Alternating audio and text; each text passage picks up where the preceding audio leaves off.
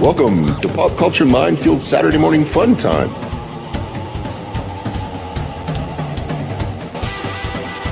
This is Zach's telling you to get those breakfast bowls ready because away we go. Hey guys, welcome to another Saturday Morning Fun Time. Oh, for some reason, Keith disappeared there. Put him back up here. Yep. Sounds like he's driving. Are you driving again? Yeah, I had some errands and stuff.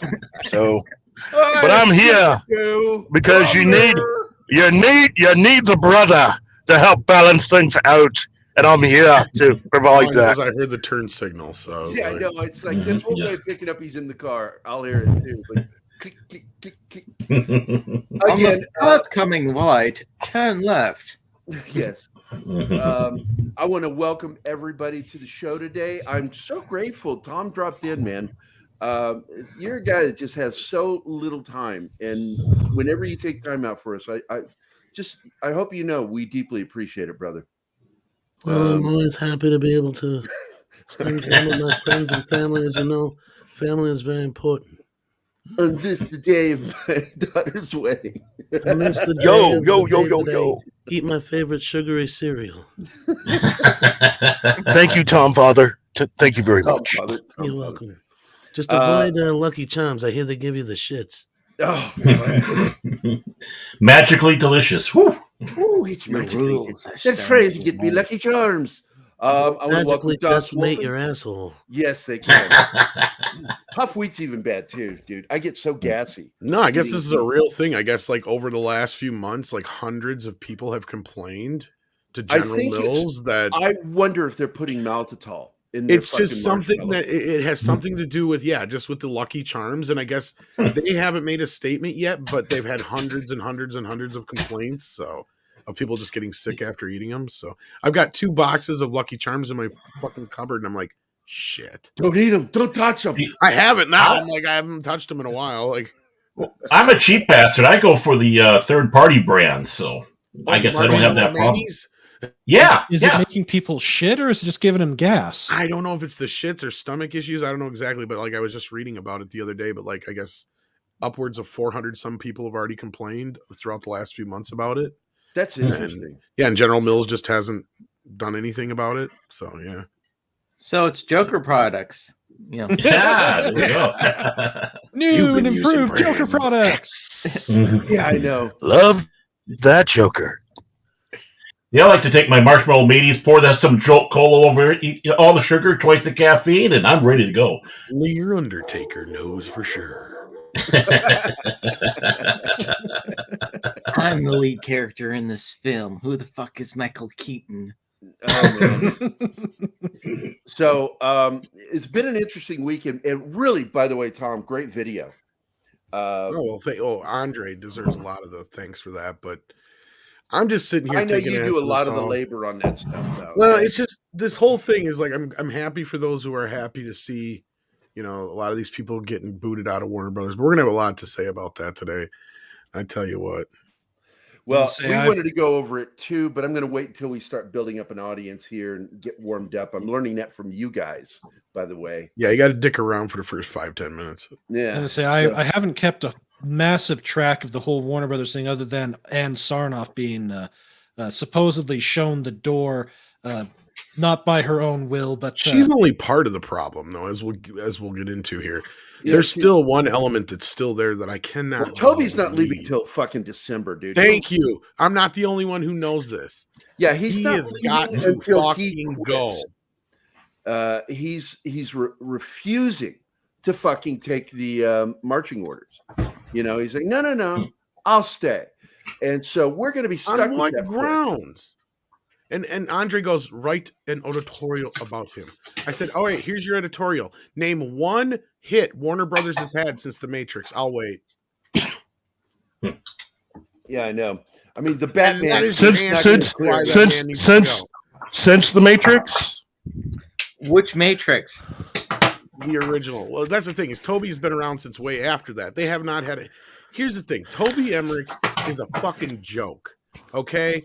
The guy was the music director over at New Line Cinema until Mhm. the early 2000s. Then he took over New Line Cinema after they got rid of Robert Shea. Mhm. Then he moved up to Warner Brothers. His first movie as an executive producer was I believe Rush Hour 2. The guy has never done anything original in his life, including the movie that he wrote that he stole from somebody. Frequency. That's his claim to fame. He stole the movie Frequency. He was sued And I for it. remember reading about that. Who was it he stole that from? Billy let me see, I just had it up here. Was it the Coming to America guy? Because Hollywood ripped him No. off. But it was a similar-ish situation. I don't have Is the that name the here. is that the story that inspired the movie Big Fat Liar? Yes, I believe so. Well, at least it's kind of impartial. Yeah. Well, the whole thing was there was this writer who had been submitting this story called Double Time for a while to New Line since '92, and New Line had just done a movie about time travel, so they weren't keen on doing another one. But Toby, who was the exec in charge of that project or whatever, had said, "Just keep sending me the rewrites." And then eventually he slapped his name on one of the rewrites. They made the fucking movie. And then he got sued afterwards and they settled out of court because they knew there was no way of winning because the paper trail was there. Like, it was there. Like, there was no way he was going to get around it. And then he was sued again by somebody else on the same production, an executive producer or something like that named Laurie Perlman. I was just looking that up before the show. This is news to me. I don't even know how that turned out. That was back in 2009. So yeah, this guy's a joke. Like, he has never done anything worthwhile at Warner Brothers ever. Like, the only thing you could think of is like maybe The Hobbit, but he had nothing to do with really any of that shit. I mean, I've been going through the list of films that he was an executive producer on. He's never had a huge hit. Not once. Well, what's considered a huge hit? Clips. Hold on, two quick Something clips. that's an original in idea honor. that's not based on some other like sequel. Because that's the thing is most of the shit he has done has been sequels. Or other property, you know, because Exactly, Harry Potter was a pre-existing property based on books. And that may have already been at Warner Brothers before he was in charge too. I have to Mhm. say, yeah. I like But you know,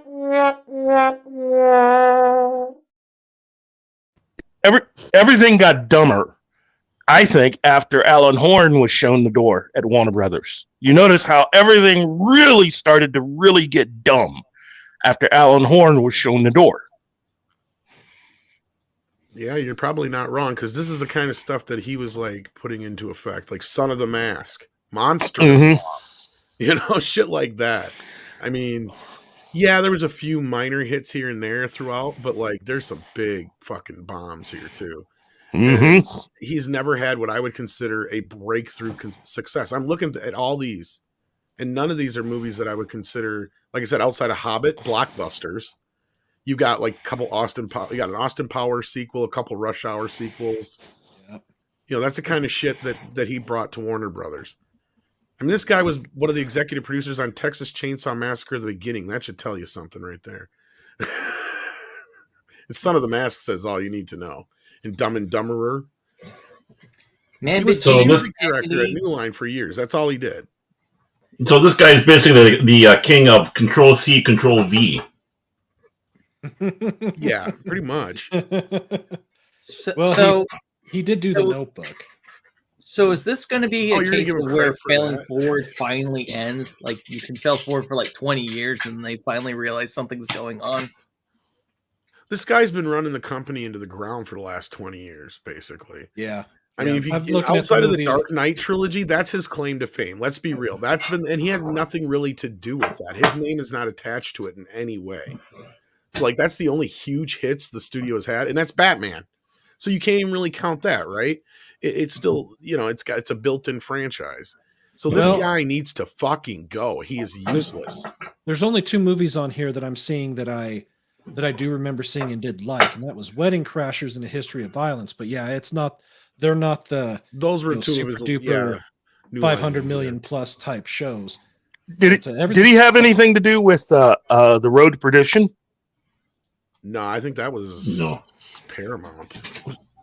Because that's Paramount. You sure? It might not have been, but I don't think that was that Warner? It's all DC Comics. Those are all. There's a slew of DC Comics films. Yeah, I and knew it was think based on a comic, but 20th Century Studios and I was gonna DreamWorks. say, yeah, it wasn't. Yeah, I didn't think that was Okay. Okay. But yeah, all 'Cause these they- other they- movies. They that did license some shit out there for a while. Sorry, go ahead, Brandon. My bad. Yeah, all these other movies that I'm seeing just from the quick search. You know, Many Saints of Newark, Trash, Life of the Party, Rampage, Game Night, The Disaster Artist, It, but then again, that's not an original thing. The House, Going in Style, Fist Fight, Collateral Beauty, Central Intelligence, The Conjuring 2, Keanu, Vacation, San Andreas. Yeah, The Conjuring's probably the only other franchise that was brought to the table that's been profitable. Sorry. And we all know Vacation was a big hit. Yeah, none of these. Huge. Mhm. Yeah, these are all films that should be that shouldn't he shouldn't have executive produced for what it's seeing. They have that very low level feel to them compared to something that should be higher up like The Hobbit. But even at that, that's not an original one. Well, and let's look at what's happened to DC in the last 10 years. Oh yeah, DC. I mean, love or hate the Snyderverse, it doesn't matter. They still have not been able to make $1 billion since The Dark Knight. It just So he's hasn't been done. he's a shit level producer on the level of like Chris Roberts. Oh yeah, he's shit level. Well, now he officially became a part of Warner Brothers. Was he there at the same time Alan Horn was, or did he start ascending after Alan Horn left? When did Alan Horn leave? I thought Alan Horn was shown the door in 2005. Okay, so he would have been there before. Because he Okay. actually started in the 90s at New Line. He was the head of music over there. And then about 2000 and when was Rush Hour 2? That was the 2001. first, yeah, that's the first movie he executive produced for New Line. And then he executive produced a few movies up until I believe he took over in Warner Brothers. Let me see. I want to say it was 2004 or 5. It was right after they got rid of Robert Shea, and then he moved up the ranks. Mm-hmm. He became operating officer of New Line in 2008, and then in 2017 he became president and chief officer of Warner Brothers. So between there is when he moved up the ranks in between New Line and Warner, because New Line basically just became another label over at Warner. Yeah. Once they soaked him up, yeah. Which And is sad then- because New Line was one of the last independent, really true independent fucking film companies. Yeah. Well, what happened to New Line pretty much is a tragedy. New Line was on course to I think, if it had continued to exist and operating in the same way that it had operated previously, I think it would have done very well for themselves. Picking and Ted choosing. Turner doesn't get enough credit for that because what he did is when he bought New Line, he just told Bob, "Here you go. Here's the keys." And he let Bob just continue to run it the way he was. But now they had capital. And that's how we got to the Lord of the Rings, right? Like those chain of events led to that moment. But then the Lord of the Rings also was the moment where New Line became bigger than it was. And Warner Brothers came in and took over and booted out Ted Turner, and they just demolished the company. Yeah. Yeah, I loved New Line Cinema. They really did. They were willing to take risks on some Fucking movies. Blade, man. Yeah, Blade they were alone. great. Mhm. Well, Robert Yeah. Shea was a maverick, and I don't use that term loosely. Like he did not, he's like, let's give it a shot. Let's give it a shot. Like the first thing he said when he brought in, Peter Jackson was, why is it 2 movies? It's 3 books. Let's make 3 movies. He's like, but the Weinsteins don't want to. He's like, I don't give a fuck what the Weinsteins want to do. This is goddamn Lord of the Rings. And he said to me, he's like, if they had 5 books, I'd have made 5 movies. He's like, it's Lord of the Rings. He's like, I knew it was going to sell. He pre-sold those movies, and everybody in the studio was like, you're going to bankrupt the studio. You're going to bankrupt the studio making 3 movies at once. He's like, are you fucking kidding me? I already got the video sales sold. I got the foreign sales sold. This thing is going to make money no matter what. Even if it flops, we can drop the second 2 movies on cable and video, and they'll still make money. But everybody in the studio is like, this is going to flop, this is going to flop. And it ended up becoming the biggest thing ever, right? Yeah. So, you know, even though it was his crowning achievement, it was also the undoing of the company at the same time. It sounds a lot so like weird what happened. but that it's true. That's very true. Hey, before we continue, I want to put some attention on our chat. I don't like ignoring them too long because they'll stray. Sometimes Don't stray, chap. Please don't stray. Yeah, please don't leave us. Das Wolfen, good morning, buddy. Aaron, good comments, man. Deleted scenes. Why are you talking in the chat? You're here. he does that. Brandon, same fucking thing. Jesus Christ. What's up, War Monkey? How you doing, buddy? War Monkey.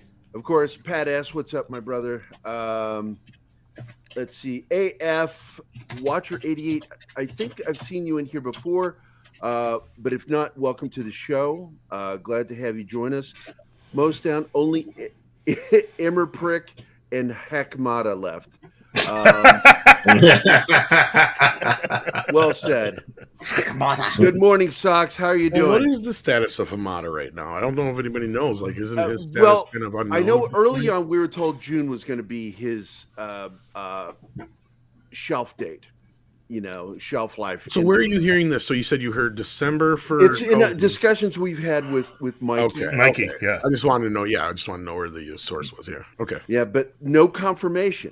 It's just that was something that was brought up that he had heard. Because like those are, I mean, there's a few, but those are like some of the only 2 that are still kind of hanging around from the old guard. And I couldn't believe it because I'm reading all the new people, and it's like they're all Discovery people except for Emmerich and stuff like that. I'm like, what the hell? Yep, exactly. Oh, PJO is here. That's hey, Mom.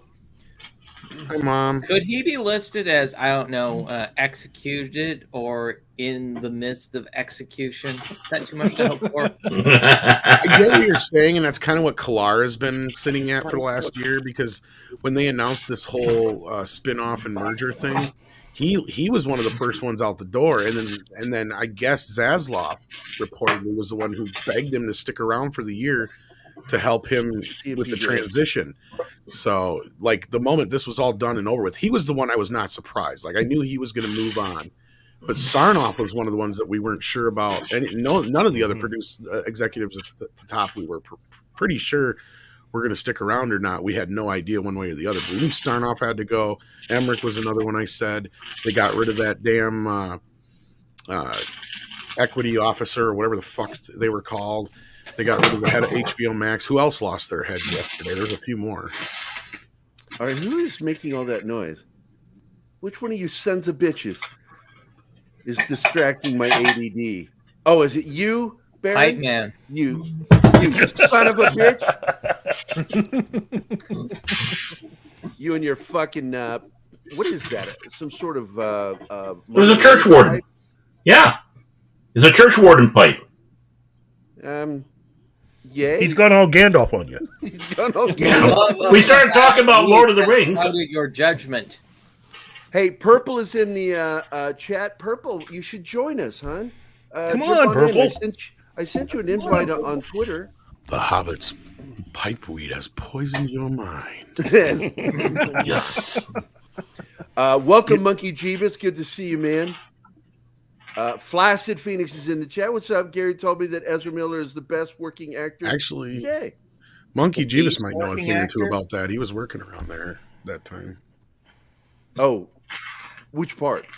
The whole Warner Brothers thing he said earlier about, he heard about, because I don't know if you guys know who Monkey Jeebus is. I don't know who he is personally, but if you believe him, he's worked on a lot of stuff in the industry. He says he signed a multi-year extension in the summer of 2021. Motherfucker. Not surprising. He did that before the sale went through. Oh, you little piece of shit. He made sure he was taken care of until after this thing was done. Oh, God, he got Kurtzman. Yeah, he went on Kurtzman. Oh, no. Oh, that little fuck. Jesus Christ. Shit's sake. Hey, Pacific, how you doing, man? So we're stuck with that shit stain for another couple of years. I'm going to tell you right now, if we are stuck with him, we've still got problems. Mm-hmm. Well, limited problems. I look at it this way: he could stay, But the thing is that you now have someone in charge who can figure out ways of just sort of cutting him off from various things. He'll be allowed to stay. He'll be allowed to draw a paycheck. But this guy's poison to what they're I attempting to do. wish that was the case, but I don't know if you guys saw at least the report from Collider. Here's an actual quote from it that I just pasted in the private chat. Toby Emmerich is continuing chairman of Warner Brothers Pictures Group. Emmerich will remain the driving force for things like New Line Cinema and DC films. Is he No. really Oh, a- jeez, this is Emmerich, revenge. disaster This is movie vengeance. director? They just need to take him out. Contract be damned, pay the bastard off, and call it good. What? Yeah, That's what Disney I know does it's not with that simple, you. but that from everything that all of you have described about him and how far down the shitter Warner Brothers has gone over the past 10, 15 Yeah, a lot years, of the problem with Warner Brothers Yeah. is him. that just sounds like they just need to say fuck it and just do it. And just pay the man.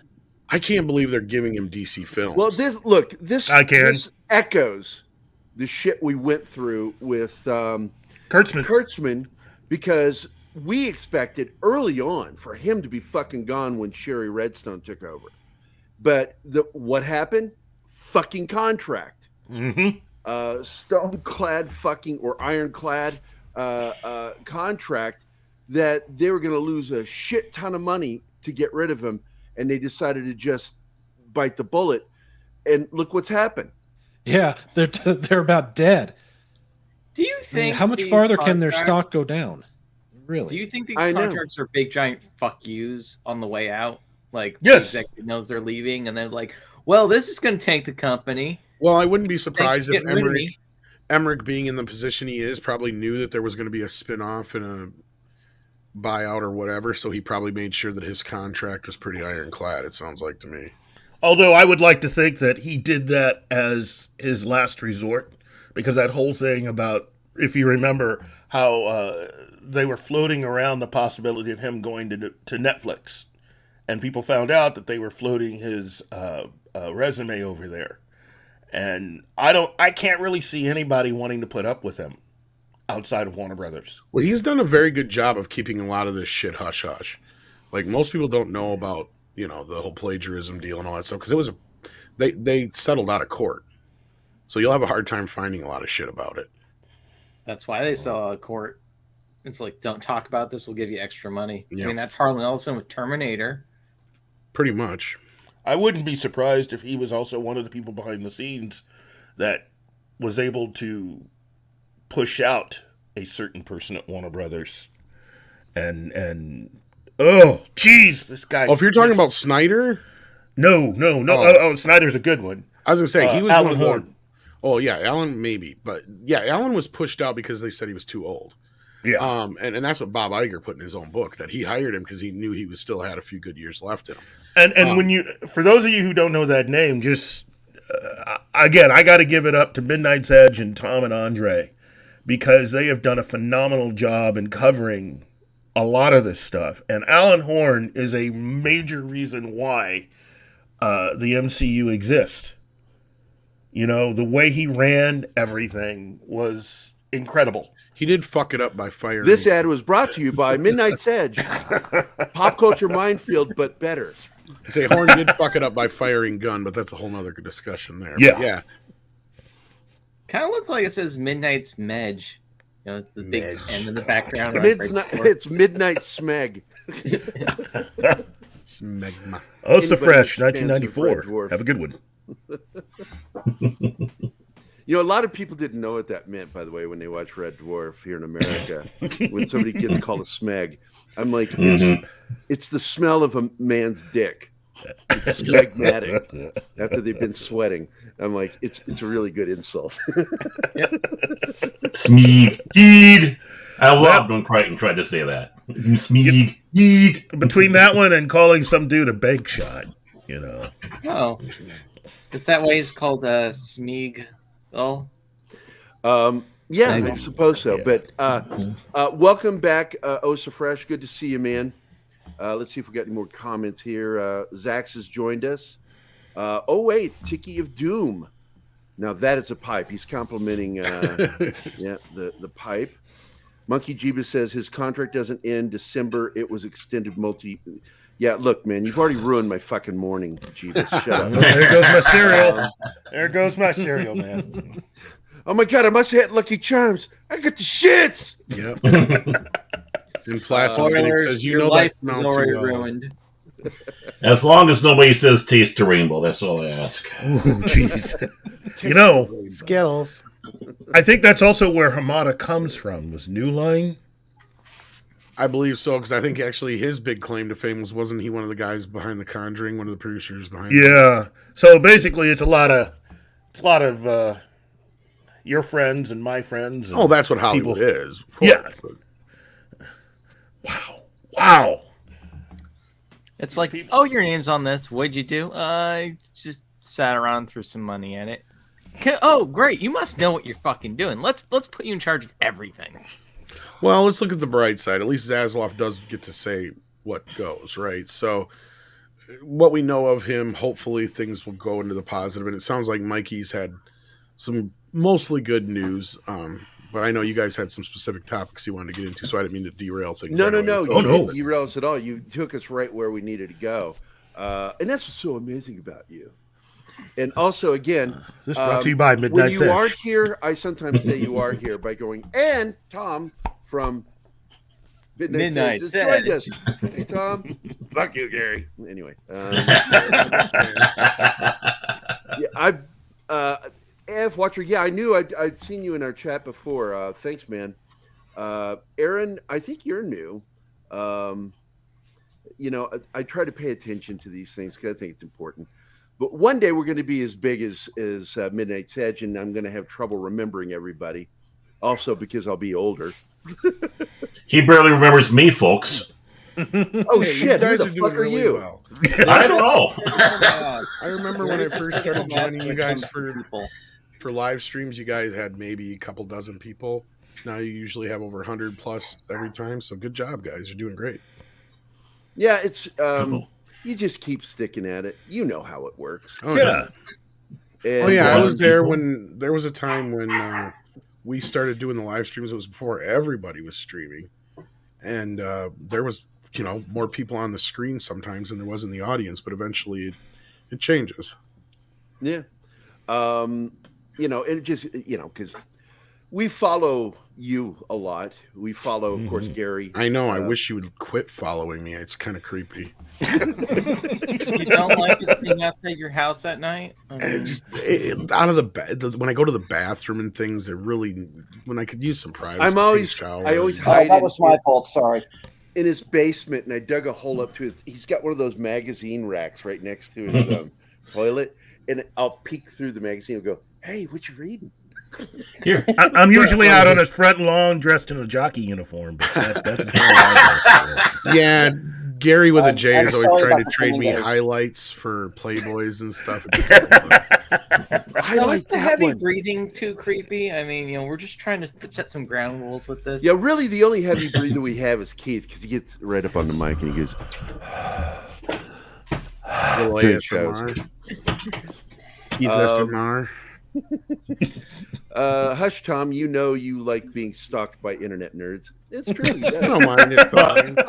Let's face it, It is his fetish. It's unnerving to have you tap on the window when he's trying to drop a deuce. Let's face it. Yeah, that's true. I'm a nervous shitter.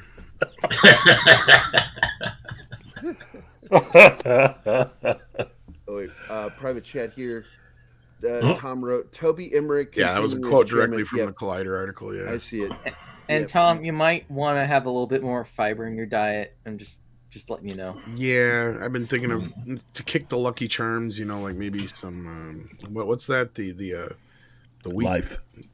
The Life will work. That's a good one too. But I was thinking of the little wheat square things. Mini wheats. Oh, mini wheats. Yeah. Oh, these guys. Yeah, this good for fiber. I actually like helps you poop snacks. Oh yeah. Otherwise known as Oz, the cereal. Baron got it. Diabetes, I have to limit what I have for cereals, and that is absolutely one of my favorite cereals. It's not diabetes. Wilford Brimley corrected us. It's diabetes. I'm Wilford Diabetes. Brimley. I have diabetes. And I didn't do it this morning. I meant to do it. So everybody gets to enjoy it. This is the new Saturday morning animation I created. This week's episode, That's the Way the Crookie Crumbles, with guest star Hank Azaria. I'm actually going to do another one that's going to have like a gang of people, and I'm going to try to do different ones for everybody that shows up, including you, Tom, for whenever when you have time, and then I'll throw that one up. But I think it'll be fun. Hank Hill. Hank Hill. Thomas. Are you saying Tom is our Hank Hill? No, it was Hank. So I was just like, and the other guest star, Hank Hill. After Hank. I'll buy that for $1. Can you tell I've seen that movie a couple times? I'm pissed. I keep getting an email from Arrow. We're sorry, your title has been delayed. Yet every time I turn around, somebody from the UK is showing RoboCop 4K. It's like, where's mine, bitches? You keep telling me it's delayed. Well, we had to ship it all the way through Japan. I guess. Next up, Constantinople. Yes. Istanbul is Constantinople. We got a claim. I had to take that out of one of our shows. Oh, no. I played 8 seconds of that song. They might be giants, might be jerks. I'm assuming it's a record label. No. Yeah. But you know what really grinds my gears? Low flow toilets do. I really fucking hate them. Oh, like hate them. When you blow your nose or wipe your ass and throw the toilet paper down and it hits the side, low flow toilets will never fucking catch it. It just sits there until you fucking take another piece of toilet paper and push it down. Those are a waste of water anyway. It's I mean, they look at you. It's like come on, you know you have to do it. I'm doing this just to get you. Yeah, exactly. For more information, visit your local library. Hey, Tom, I think I figure out what's going on. Apparently with the RoboCops, as they're going through customs and the couriers are picking them up, the RoboCops just suddenly yell out, "Drop it!" Yeah, probably. Dead or alive, you're coming with me. I fucking love that line. Wow. I love that movie. Isn't it? We know you love it. You say it every time. Stop bragging. Every time. I'll say it to the day I die. No way you're getting through customs. This is the other subject that we were going to talk about today. One of them. Avengers Endgame director Joe Russo says the brilliance of Marvel is there isn't really the word here is really a plan. In other words, there is a plan. It's just not really a plan. Well, speaking of Alan Horn throwing things out of whack with firing James Gunn, that kind of ruined the Phase 4 plan, didn't it? Oh my God. Phase 4 is absolutely the best example that Feige's not perfect and he can shit the bed. Yep. Well, with help, shit in the bed. With help from Victoria Alonso. Yeah, look, the No Way Home is proof that he can get his shit together pretty quick, though, too. Yeah, well, I mean, yeah. You got someone like Victoria Alonso and what she's expounding behind his back. You know, it makes it difficult to actually continue having a certain level of quality and you know, with all the things you're producing. I'm not saying she's an evil person. I'm not saying she's even a bad person, but here's the thing. You got to understand, you have a hit formula and it works. Trying to live out the way you think the world should be and throwing that into the mix of what you've been doing doesn't work. You know, it just doesn't. I think we can eventually get there, but you don't just color everything with that same paintbrush and expect everything to continue to be great.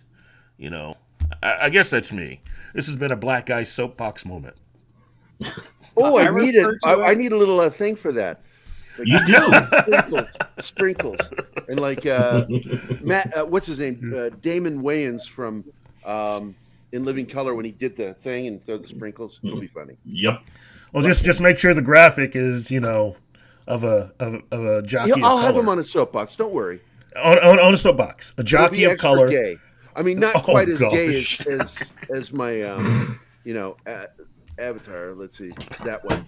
Yeah. Pretty gay. Gay Vitar. Oh man. But with this type of stuff, I refer to it as the tragedy of success, because when starting out, they had to prove themselves going up to something like the Avengers, and they had like the momentum going on that and building up to something. But at a certain point, probably around like halfway through phase 3, they got so used to success, they didn't think they could fail. And then as soon as they get to Endgame, it's like, well, we made those money, so whatever we do is going to be great. And it's not. Right. Yep. Yeah. Victim of their own success, thinking their shit smells so great and they can't screw it up. And yeah, the only thing so far from phase 4 that really has been worth a damn is the Spider-Man movie. And this is something else I'll say till hell freezes over. It's the only movie that I've gone to the theater and paid to see 3 times in the premium theater. So I really do like it.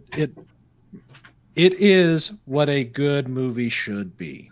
And I'm glad that it had the success that it did. And I'm glad that Disney only got 25% of the cut. That makes me happy. I think we're looking at this the wrong way. Every other phase is going to be shit. It's just like the Star Trek movies. Okay, we're only in phase 4. So we got to wait for phase 5. Phase 5 will be good.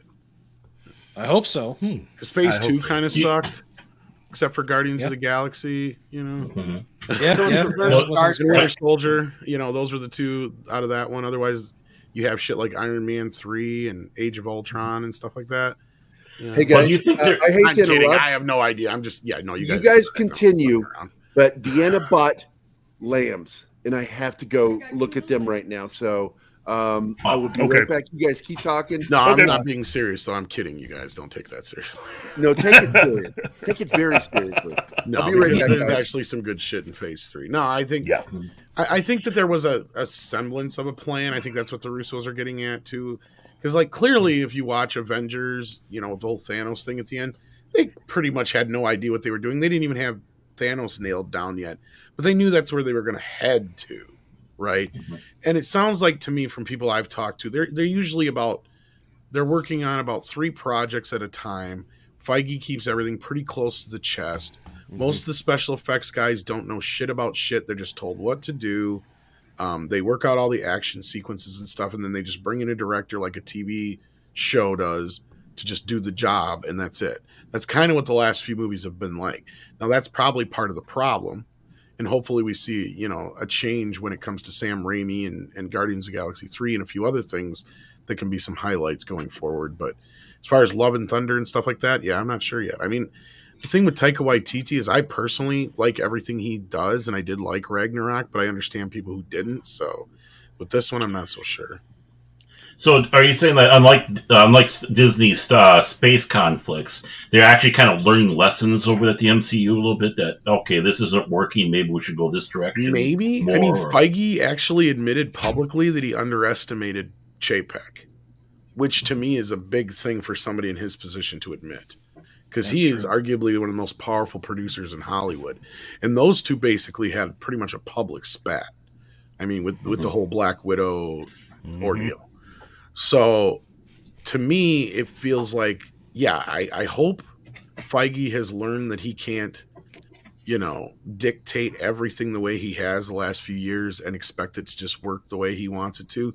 I hope they learn the right lessons from No Way Home. They won't. Hollywood never learns the right lessons. That's the problem. Yeah. You know. I think what will end up happening is that it's just kind of going to peter out. They're going to coast on old glories. And then they'll probably do something like bring back Robert Downey Jr. for like $1 gazillion before the entire thing basically collapses into total mediocrity and improfitability, in which case they'll reboot and that won't work as well. And then it's just going to be a thing it's like where Westerns are at now. You'll get one occasionally, but it's not going to be nearly what it was. It will never be Endgame ever again. I think ultimately that's something that I think Kevin Feige had indicated back during Phase 3, I think. He had a quote about admiring what DC had done, in so much as that all of their films for decades and how they have come to be where they are now, and that there's a certain logic to it. You know, inherently, this was always going to happen to the MCU.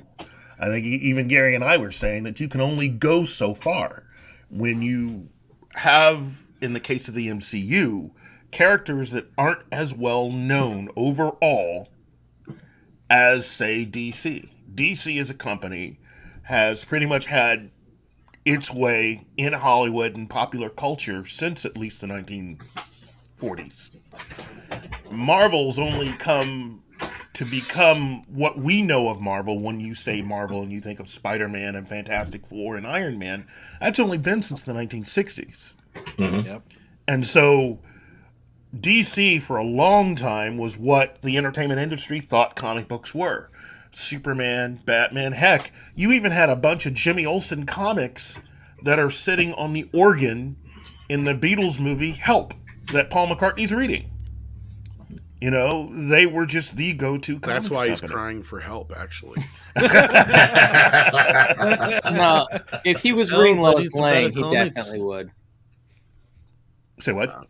If you were reading Lois Lane, he definitely would. He's like, Well, you know, that whole period, you know, with everything from DC kept it going for them for quite a while. And then you have, you know, the Batman 66 series that almost completely decimated and killed Batman as a comic, you know, while being a success for people who mainly weren't comic book fans.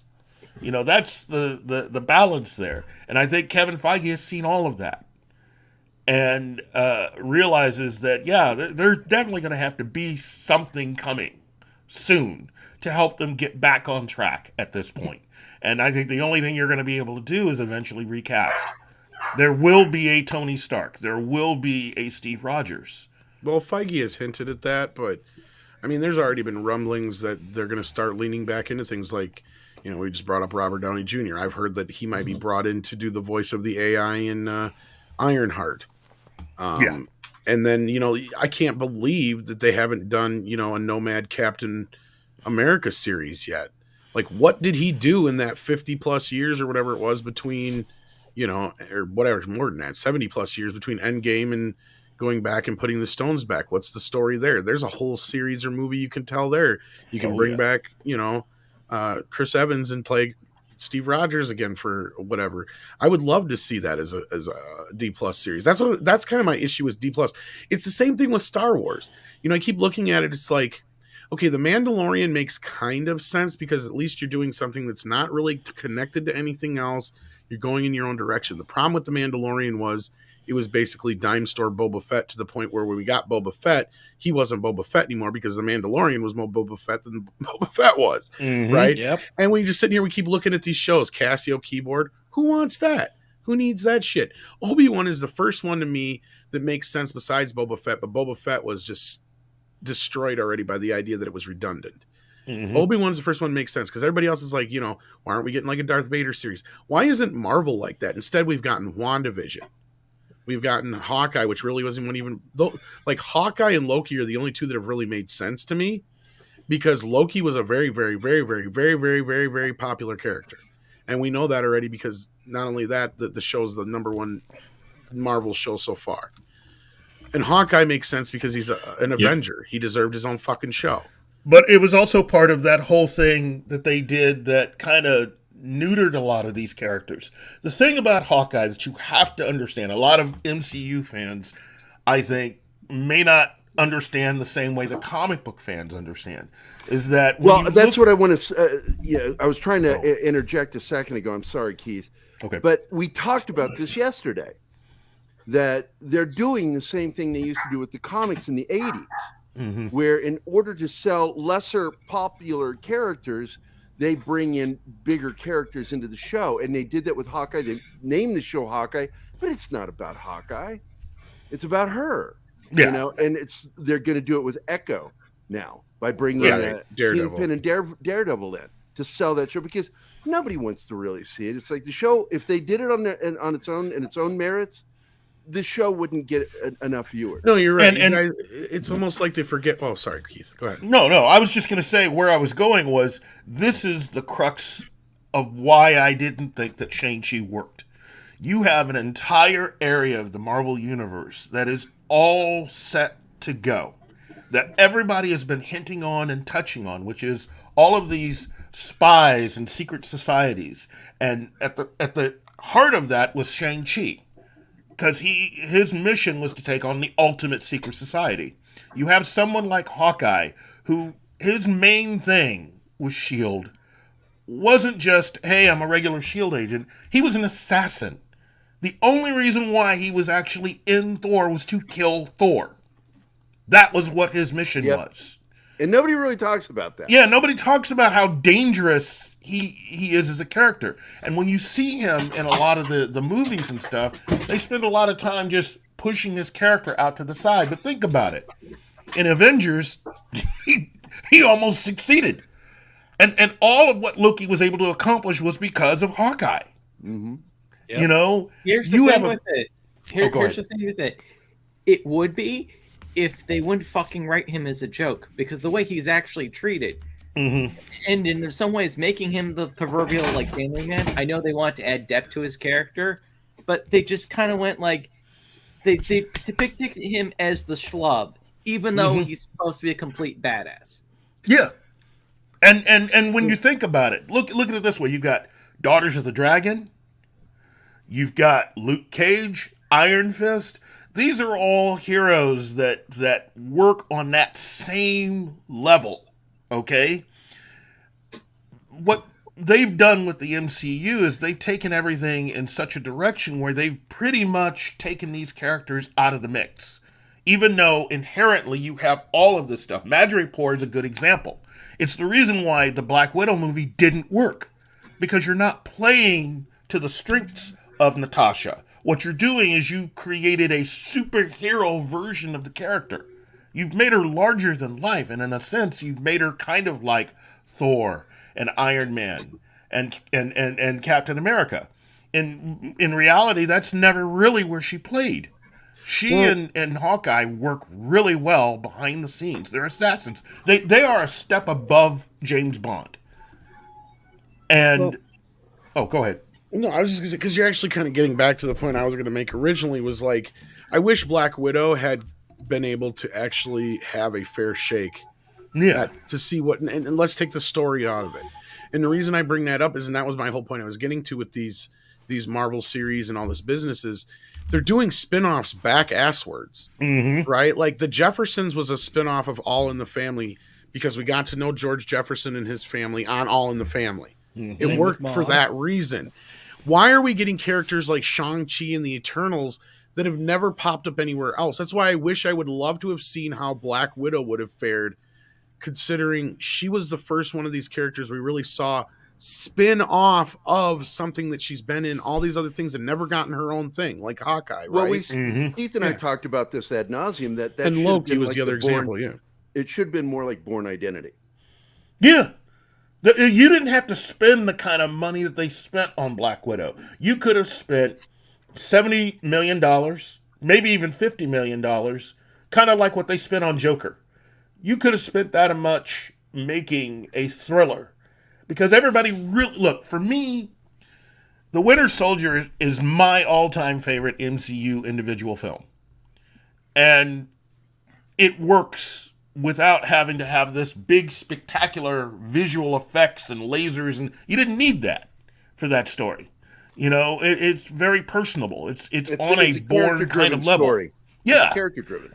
And you could have done that with all of those characters, with Hawkeye, with Natasha, with everyone, and they chose not to. And now they're spending all this money, basically introducing you to a whole bunch of characters that many of them never worked in the comics in the first place. And a majority of them are technically brand new. Well, this harkens back to the old days, which led to the end of the studio system the way it was. Was every problem was solved by throwing money at it. And that's what they still think sometimes. And it's like, no, it doesn't work that way. Oh, well, yeah, look how they're all hurting now. Just throw money, no one's coming. I mean, as you were saying before, Keith, about the 66 Batman, they kind of went that direction with the latter Batman films after Keaton. with bat nipples and all that. And of course, obviously, those films are not as loved by the community. By the way, Gary, welcome back. By the way, just to let you know, the two lambs, it's a white one and a black one. I said, it's pop culture minefield. Keith and Keith and Gary, that's why you got to name them now. It's funny you bring up the Batman films because I think that's a good example of the problem we have right now with the polarization with comic book movies. Is they really need to sit down and figure out, are we going to do this for family or entertainment? Or are we going to do this for adults? Because that's where I think the polarization in DC happens. Because I think the bigger problem, and this is one thing I felt after watching the Batman, because I've always said the Batman does lend itself to a more dark, adult-oriented storytelling. Yeah. But at the same damn time, I'm kind of getting sick and tired to a point where I can't take a kid to a Batman or a Superman movie anymore because it's going to be scary as shit and an 8-year-old ain't going to watch it. Yeah, for kids or families, you got stuff like Lego Batman, which is still good. I freaking enjoy that. Which is fine. Okay, I but get it's it. Not Batman. The fanboys want punchy, dark Batman. But you know what? I'm sitting here thinking, you know what? Really? Maybe this stuff should be reserved for the Crow. You know what I mean? Yeah. There's a place and a time for this. I think they need to sit back and evaluate where they're at. And Marvel, on the one hand, they went. See, DC has always kind of been known as the family-oriented company, where Marvel has always kind of been a bit more edgier. But now we've seen it flip. Yeah. Oh, yeah. Really? Because I never thought of it that way. I always thought of Marvel as more family-friendly, and DC always being... How old are you? How old are you? Yeah. 42. 42? Yeah. I will say this. When you look at the comics, the complete history of DC and Marvel, that's part of what I was saying. The entertainment industry embraced completely DC comics because you have Superman comics and Batman comics as your lead into that. And coming out of the Adventures of Superman television series of the 1950s, and then eventually working our way into the 1960s with Batman, it's all family-friendly stuff. So the comics all reflected that. By the time you get to the 1960s, a lot of the hippie movement and stuff, they did not want anything to do with DC. It was too square. It was too of its time. So they embraced Marvel, which was a little edgier. Having stuff like what you had with X-Men and Spider-Man. That's all edgy stuff. Even though in the years since then, to go back and look at that stuff, that's not edgy. That's kind of family friendly. No, at the time, that stuff was completely edgy. Which is when you had Spider-Man with his teenage angst, you know. Mm-hmm. Well, that's what I was going to get at. DC characters didn't really deal with real life shit. Mm-hmm. Marvel characters did, and he's right, because that's where they decided, because there was a time where things were getting a little dark, and then the comics code came in, and then the Batman series and certain other things. And DC really amped up the family side of things. That's where you get the Bat family and the Superman family and all this shit out of it. And that's where Marvel's like, well, fuck it. Because Spider-Man, the Fantastic Four, all these characters come out of fears and angst and issues and problems, especially the Vietnam War. That really amped shit up over there. And you had these characters like the X-Men, I think, were a direct result of that. And, the civil rights movement. And all these things that were going on at the time that were very chaotic. And DC, on the other hand, was, prim and proper, and, they stuck to the good guns. And Marvel, on the other hand, they took chances. And this is the reason why Batman as a comic was about to go under. When the 1960s started, when you look at the Batman comics of the 1960s, it is a complete opposite of what the television show is. Okay? The television show is actually based on the Batman comics of the 1950s. Okay? The 60s happened, and you started to get a more socially conscious Batman. Batman and Robin started dealing with the problems that were around them, along with all of the bad guys and everything else. And people didn't want that, especially after the Batman television series hit.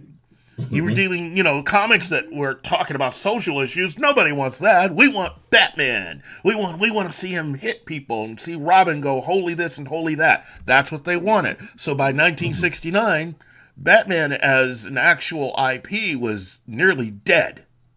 And that's another reason in the 60s Batman series and stuff like that, they have Batman working in tandem with the cops and shit. And he's actually like a deputized officer and all that crap. That's where all that comes from. That's more about pay attention to society. Go along with what the government wants you to do. Be a part of the authority. Meanwhile, the hippies and everyone else are going, anti this, the X-Men. They identify, let's identify really with them. where the flashier versions of the Batman characters come out of was the hippie era. That's true. Yeah. They were actually supposed to signify that counterculture. Yeah. Yep. Here's what I would suggest they do with it. Especially they want to introduce things like they want to introduce X-Men in the MCU, but they want to do them directly. Do Emma Frost and the Hellfire Club. You can have a lot of intrigue and introduce a lot of things because all the shit the Hellfire Club gets up to. They're trying to run the world from the shadows. Yeah, but that also leads you into something that I think is borderline a little bit. I mean, when you look at the Hellfire Club in comics, I mean, it was more than just what they said it was. I mean, you're taking an almost. It literally is to kidnap someone, in this case, Jean Grey, and through the use of coercion and sex and everything else, you've changed her allegiance. That was the other side story with that. Go back and look at those books. I mean, you're talking. The funny part of the history is all aware. the shit that Marvel got away with. It was up until they introduced drugs into the equation that they finally got. And all the sex and shit they got mixed in there, and then it's all of a sudden, no, you can't have that drugs. But this is an anti-drug message. We don't care. It goes against the code. Well, all that Hellfire stuff with Jean Grey, that was all, in my opinion, kind of like a slight retelling of Patty Hearst. Kind of sounds like, from your description, it sounds like crap that happens in Hollywood to this day. Yeah. You're not wrong. Now, Tom said something in the chat, which is kind of ironic that Disney now owns Marvel, right? Yeah. And Warner Brothers still can't seem to get anything done with DC. But anyway, you're saying, sorry, Gary. No problem. I like your comment here to Sean Stackhouse that DC wanted to get edgy in '89. That's where things changed. That's really where things changed right there. Because if you look at the first 4 Superman, it started earlier than this though, because because Starlog did a great job covering what was going on with the planned Batman movie, way before Michael Keaton and Tim Burton got involved. That they were going for this darker version, and of course, we started hearing the rumors in the mid '80s about Adam West taking issue with this and speaking out about it, and all of us were like, come on, Adam, we loved you, man, but come on, shut the fuck up. We want comic Batman. We want that Batman from the 70s. I was the comic Batman. Well, I'd say the big game changer was The Dark Knight Returns. I mean, honestly, that was the one that really gave that really dark edginess on and there. The Killing Joke. And the Killing Joke definitely was the icing on the cake. And, when they've gone so dark with Batman, I want them to dial it back. I mean, at least dial it back to the '89 Batman, where you did have the edge, but it was still fun. Yeah. I want comic book. I want to have fun. Yeah, I have a little bit of it, but I mean, I don't want this psychoanalyzing Batman. Well, he's a this, that, and so on and so forth. I want Batman. Right, Baron. I think Nolan took about as far as you can with the realistic cycles, kind of analysis of Batman and his villains, because Script Doctor brought up a great point. Is the problem now with this Batman series, the way they've grounded it so much more grounded than even Nolan's, is that it does not allow the door to be open for any supernatural villains whatsoever. You're never going to see a Clayface. You're never going to see any of these type of characters that go beyond like mutilation and shit like that, right? Like you never. Whereas in the Snyderverse, you might actually get something like that. Yes. Oh, absolutely. It is. There's totally the doors open. Look at Justice League. The door's completely open for that now. Okay, so I still have yet to see. Oh, Brandon, you're here. That. Yes, I am here. I still have not watched Zack Snyder's Justice League. I do have a subscription to HBO Max now. Would you? You have to drink 2 Red Bulls to get through the whole movie. It's not okay. Here's the thing with and this is coming from somebody who fucking hates all of Snyder's films in the DC universe. I didn't hate the Justice League. It is better than the Justice League. My only issue with it is as a Superman fan. Outside of that, it's fine. He does a much better job bringing it all kind of together. I really have no complaints outside of Superman and the length. I wish he had done like a theatrical version and an extended cut to where you could at least get to watch a 2.5 hour version of it, because the 4 hour version is just too much. But at least he splits it up into 4 parts or whatever. So. And that's how you should watch it. Watch it in the 4 parts. Before I forget, because I keep forgetting, I want to say hi to Marcos, who's joined us. Sean Stackhouse is here. And who else? Let's see. Tim just dropped in. Hey, Tim. Hey, How Tim. you doing, buddy? And he cut his hair. TJO is back. She was Hey, watching. Mom. She's watching Justice League right now. So there you go. You know, there is one character that you could have in these new Batman films with Robert Pattinson that would at least, I think, would have been a more appropriate character for this it's Batman. movie. I'm Batman. Joker, which is Penguin, which is Dr. Hugo Strange. Whoa. Hugo works in Strange. all of them. He should be in every Batman. Yeah, but this version of Batman with Robert Pattinson, that's the character that they should have started off with. I'm sorry. Batman don't knock. Okay, let me ask you this then: the games that Warner Brother put out, what were they called? The Arkham Asylum. Arkham Asylum line. Yeah. That I have played through them completely, and I absolutely enjoyed the crap out of them.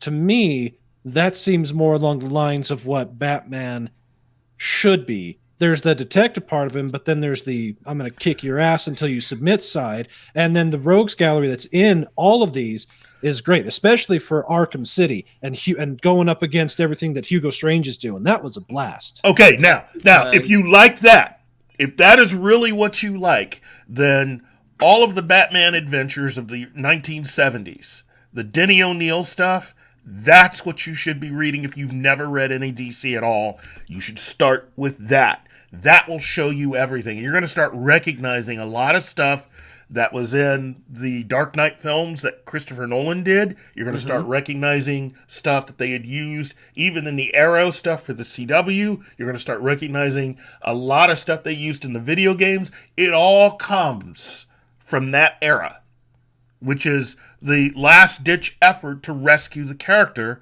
after the disastrous stuff coming out of the 1960s. I mean, that character was almost dead. DC was going to cancel Batman had it not been for Denny O'Neil. Yeah. You said Denny O'Neil. Denny O'Neil. And in fact, Denny O'Neil, in my opinion, should be on the Mount Rushmore of people who actually did a fantastic job with Batman. Yeah, you'll get no argument from me on that. I knew him personally, and he was just such a sweetheart to me. Oh, jeez, the dude was he worked on all things, anything Batman related that DC did. Denny O'Neil was somehow involved with it. So about when did he start? Just in the 70s? Or? 1969. He had okay. Denny O'Neil got his start actually working for Marvel Comics. He was an assistant to Stan Lee, but he never really did very much. He eventually worked his way over to DC Comics, and he was still that curly-haired dude who was doing various stuff in the office, and eventually an opportunity came up, and I think it was Carmen Infantino that had challenged him with, look, if you really want to be in this business, and if you really, really, really want to do something, do this. Rescue. Your first assignment is to rescue Batman. Yeah, because Denny, a lot of people, believe that Denny could do no wrong, but the fact is he fucked up. Except for Wonder Woman. That was it. He went a bridge too far. And because he, don't ever think that Denny was like, really totally one of us. He was a little woke. Yeah. He was so woke that he wokeified Wonder Woman in the 70s and pissed everybody off. Took away her costume and gave her that white jumpsuit and that's the reason why that first Wonder Woman movie. Yes, the first movie. Yeah, with Kathy Lee Crosby.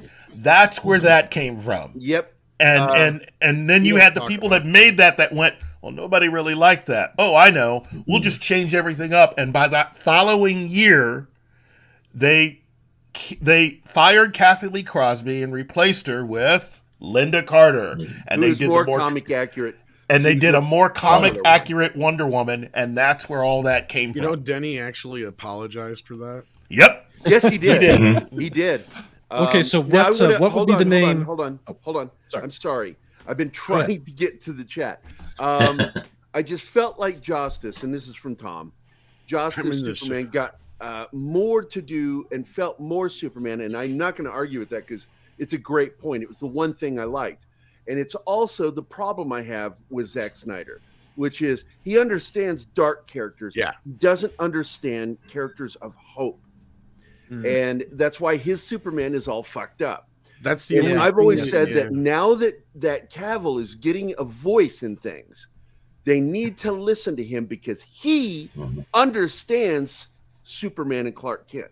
He understands it. If you've listened to him in interviews early on, talking about who Superman is, he understood it better than Warner Brothers and fucking Zack Snyder.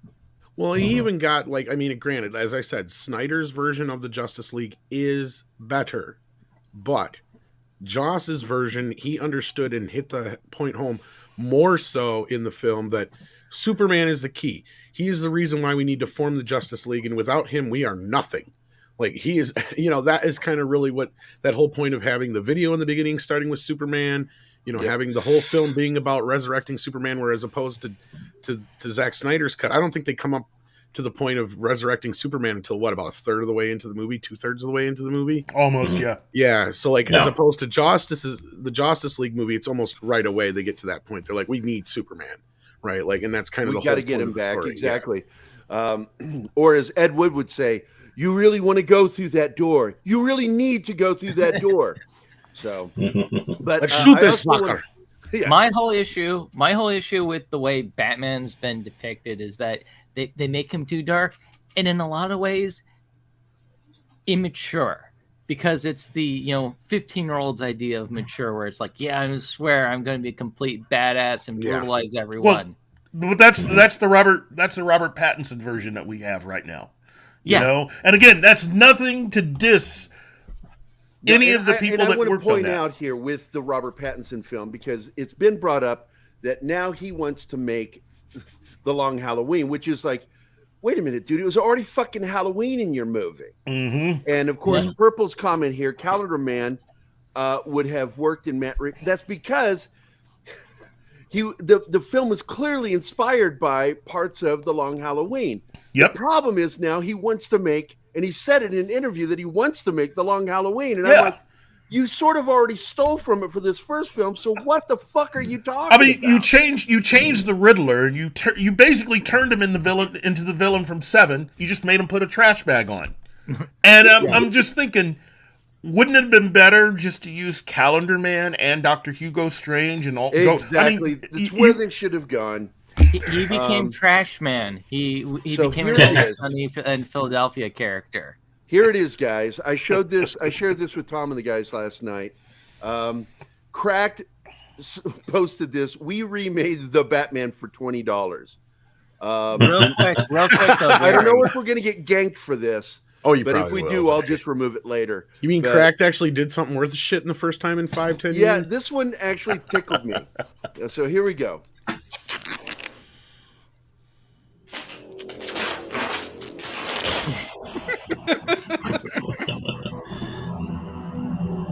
No more parties in Gotham.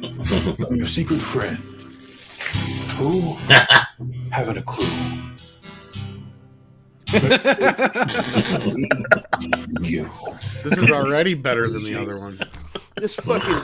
I'm serious, dude. I was fucking cracking up laughing watching this going... Crack doesn't crack me up like it used to. No. This one nailed it. I'm like... How did they do this?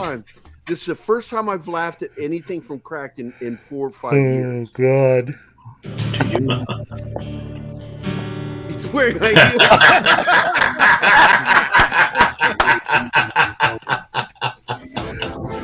The fear.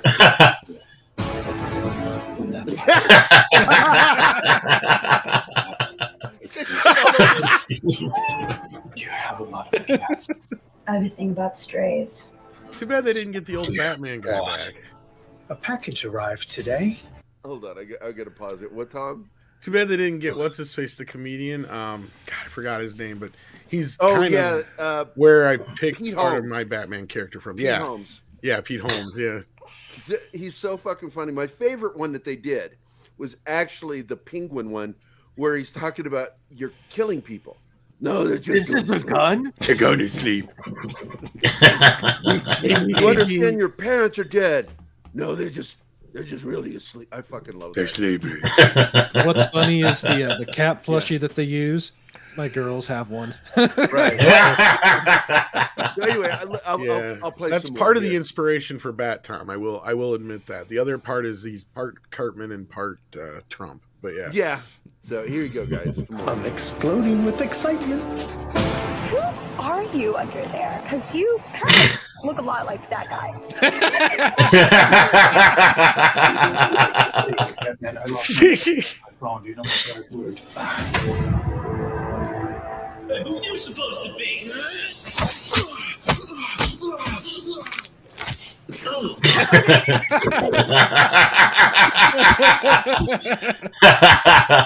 Is that one Jason Mewes? I'm not wearing Please do not lie. What is the price for your crown?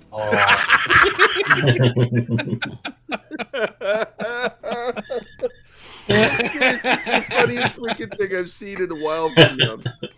Oh my god! I'm still curious how they spent $200 million on that movie. But anyhow, continue. I think that'll be the I question. think a lot of the decade. money was spent because they have to pay the people even when they're not shooting. Yeah, I know a lot of us long are breaks involved, but so yeah. a lot of fucking money got wasted on that film. I say, wasn't that movie delayed by 2 years because of the coup? Close to a year, but yeah. Yeah.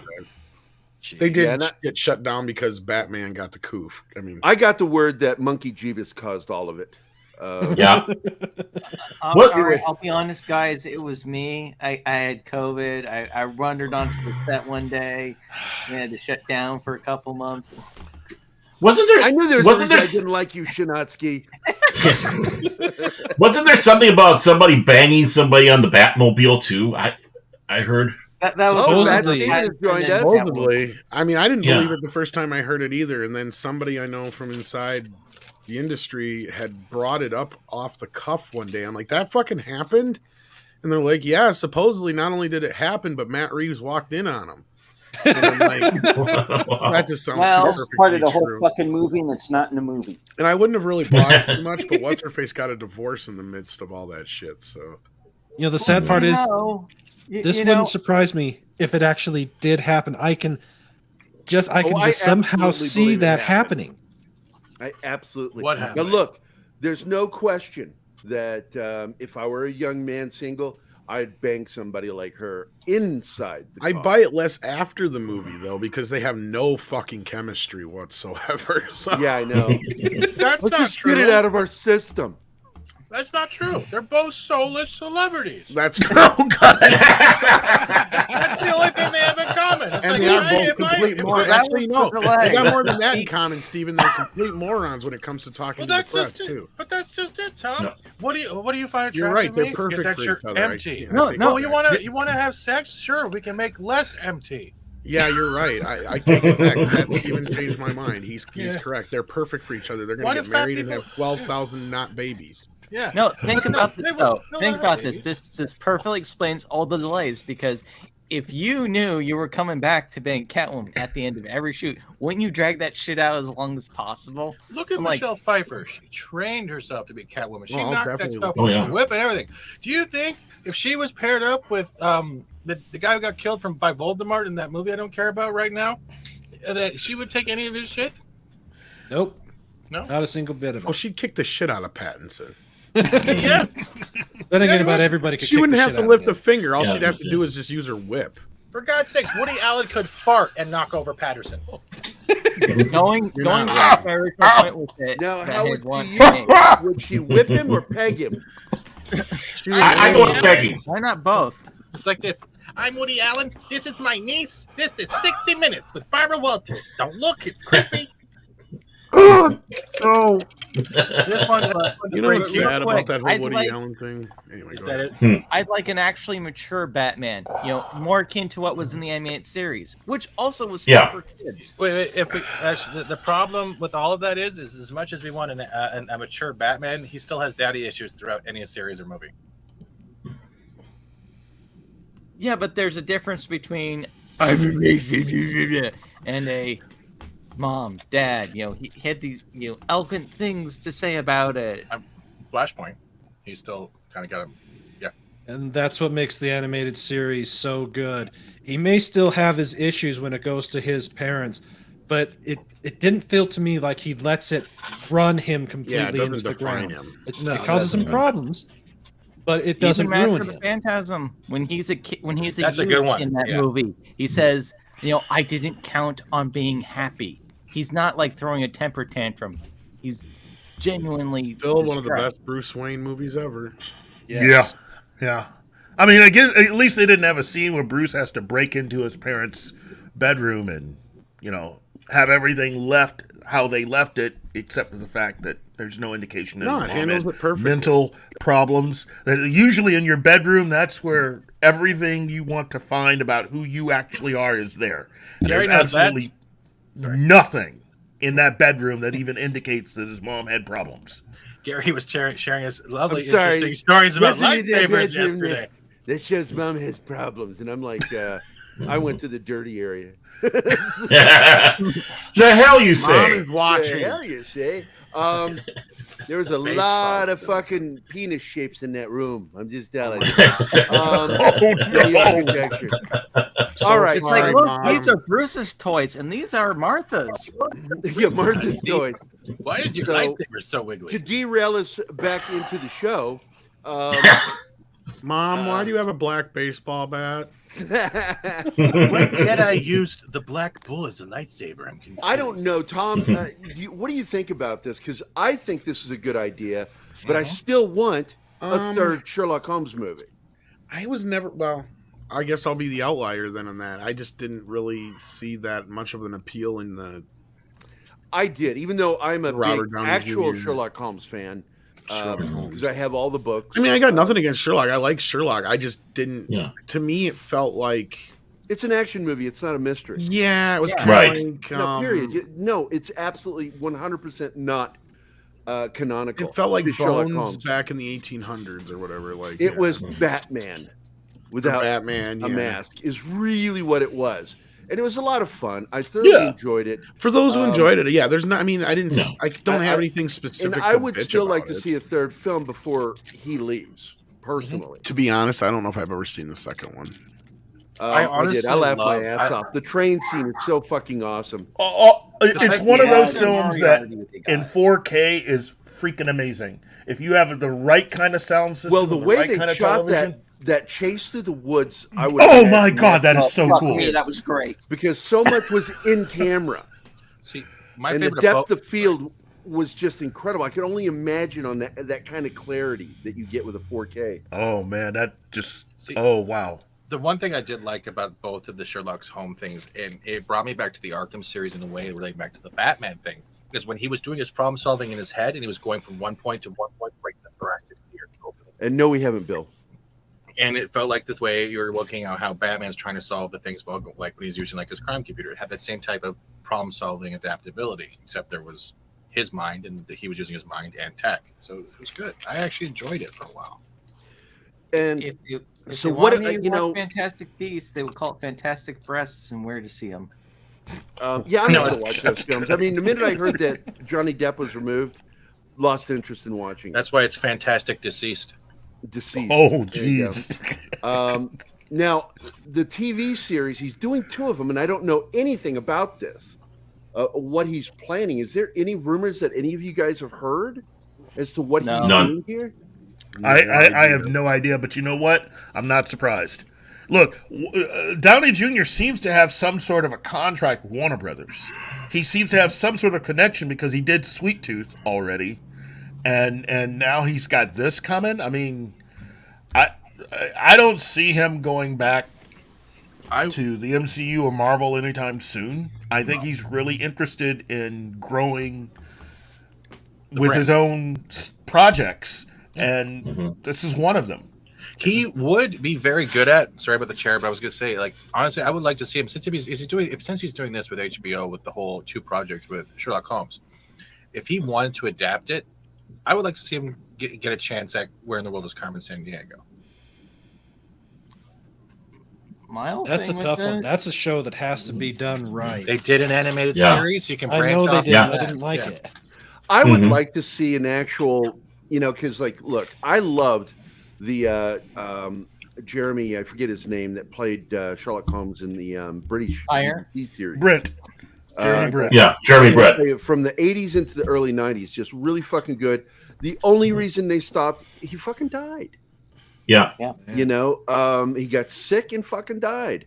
Yeah. And it was really sad because he really was the best Sherlock Holmes in the history of fucking Sherlock, even better than Basil Rathbone.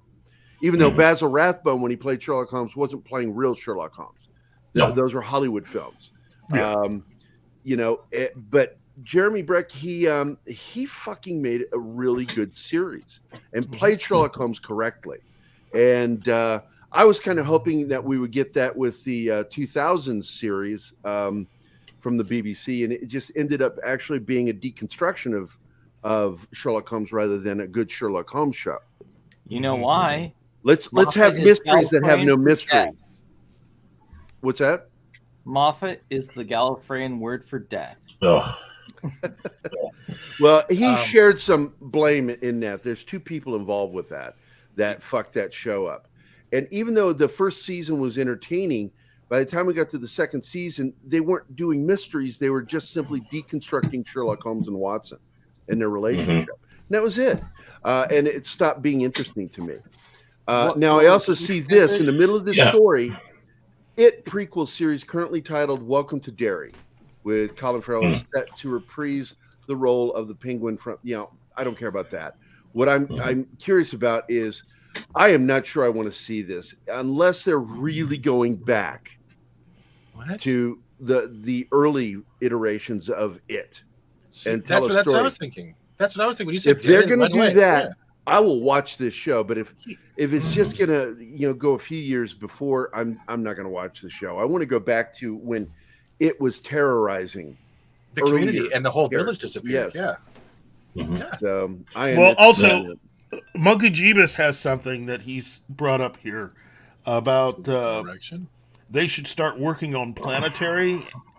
You know what? Planetary would be an amazing limited series event on HBO Max.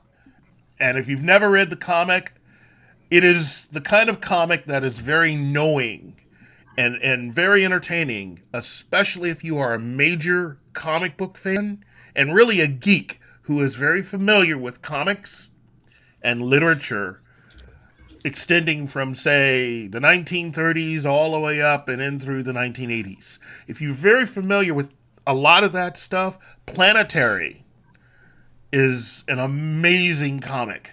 And all of those issues you should go and read because they cover even Marvel comics. There's references to Marvel comics within that. It is just, it's like if X-Files was combined a little bit with The Boys. And the mystery of who the I think it was what they called who the third man was or who the seventh man was. It's an amazing mystery, and you should read it. If you've never read the comics, I highly suggest it. I do. He got excited. I have a share. I have a share. Do you guys remember this? Since we were on Sherlock Holmes earlier. What's that? Oh yeah, I remember that. That was a thing. Yeah, and I play all the Sherlock Holmes games over on what is it, Steam Yard or whatever that gaming site is.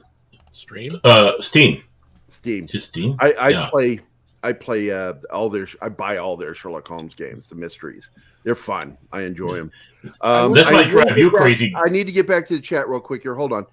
Aaron Ratliff, didn't Downey and his wife's production company sign a deal with Warner Brothers? Yes, it did. They have a contract that is how we got the Perry Mason series, which was really iffy all the way up until the last 2 episodes. And then because they were playing with non-canonical history all the first part of the season, because there's nothing about Perry Mason's early life, nothing about him serving in the military. In fact, during the original series, it was mentioned twice that he served in the Navy. I think maybe 3 times. And then now they're saying he was a doughboy that got into trouble in the trenches. You're playing loose with the character. And so diehard fans I spoke to a lot of them. They were not happy about that. I had problems with what they were doing.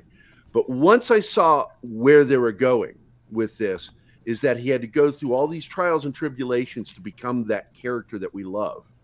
By the time we get to those final 2 episodes, he was becoming Perry Mason, the character we love, lawyer. So they went the redemption story route then. What's that? So they went the redemption story route then. I wouldn't say it's a redemption. It's more of an awakening, that he had to come to certain realizations about himself and the people in his life and the world around him. He was a little bit overly dependent on people and not taking charge of his own existence. And he had to do that.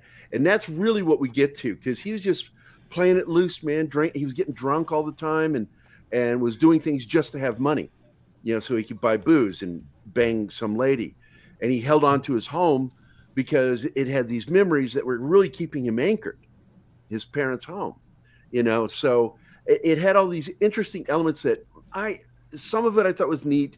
I didn't feel that it should have had a whole entire fucking season dedicated to it. And the murder mystery I didn't think was all that good. But once we got to the court case at the end, it started feeling like Perry Mason. And I got to be honest, Reese, I forget his name, that plays Perry in the show. I think Downey would have done it better. But Downey and his wife were executive producer showrunners for the program.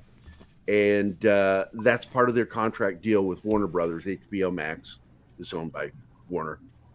And so therefore, we're going to see more from that. I'm looking forward to season 2 to see if we start getting more into it. I do like the fact that by the end of the show, we got the Perry Mason theme, the song, famous from the TV series, because they had to show that evolution. And I see what they did, but I think they took too long. I think it should have been a shorter season, and that would have made it a little better. Because I like miniseries. Even if they're going to continue the miniseries, I like them. But yes, Downey did sign a contract with them, and that's part of this deal, and why he's not going to Netflix. Netflix has its own Sherlock Holmes stuff, which not very good. Henry Cavill. I mean, Henry is very good in it, but he's not very much in it. And it's sort of the kind of thing they're trying to do with him with The Witcher too. Let's use Henry Cavill to sell the show, but not really have him in everything. We want this to be about a girl, and it's like, whatever, dude. And it's the same thing with what's her name? Emma Holmes or whatever her name is. Enola. Yeah. But from the looks of it, Cavill's going to be more out front with the second season. So I'm going to give it a chance and watch it, because it wasn't horrible, but it wasn't great either. I did have a question though. And that's like one of my favorite shows that I'll even turn on as a guilty pleasure. What studio would be the best to handle it, and do you think it could survive if it was redone properly today? That would be Captain Power and the Soldiers of the Future. Oh yeah. There we go. There we go. You've talked about this before. Yeah. I have also. Yeah. But you also, that was a good show. You have to keep it the same though with the toys, so you have the intro and the outro as well as in the show that your toys will react with it. Sadly, that show was popular when I was in the Army doing real soldier shit with real weapons. You know what? I would love it if the whole Babylon 5 reboot thing doesn't work out. That would work better with J. Michael Straczynski returning, because he originally worked on that show, and I think he was the one of the contributing writers to that show. Mm-hmm. That's what made it more than just a commercial for those toys. It actually built that story as good, solid. I mean, they even had one of the characters get off, for crying out loud. This was for. Yeah, I mean, for a kid's show, kid show. This was pretty dang heavy stuff, and it was a welcome breath of fresh air. Thanks to JMS. I think Christy Marks also worked on it. She went on to like create Gem and the Holograms. Also worked on G.I. Joe, if I remember right. Mm-hmm. Well, the actor that played Captain Power, this was right after he had lost. No, this is right after he had lost out on A-Team. The lead actor from that show was the original face from the A-Team pilot. And he got recast because he looked too young compared to everyone else in the cast. And he got replaced by Dirk Benedict. And he did look too young. I mean, he really did. Even though he was older, he did look too young. Well, he was also complaining about it, too, that he felt that he looked too young. But yes, War Monkey, I completely agree with you. What I'm hoping for, because they have announced the Conan thing they're doing, I hope that we actually just get the Conan, novels, everything adapted now, because I don't think they've ever actually done them. All I know is that last Conan movie, which they, for some stupid reason, called Conan the Barbarian. So now there's 2 films called Conan the Barbarian. Like, come on, man. But anyway, it looked like it was written by 16-year-old boys writing about how they think grown men talk. And they completely misunderstood Conan. He's a man of few words. They had him riding around on a horse, talking constantly like a 16-year-old girl on prom night.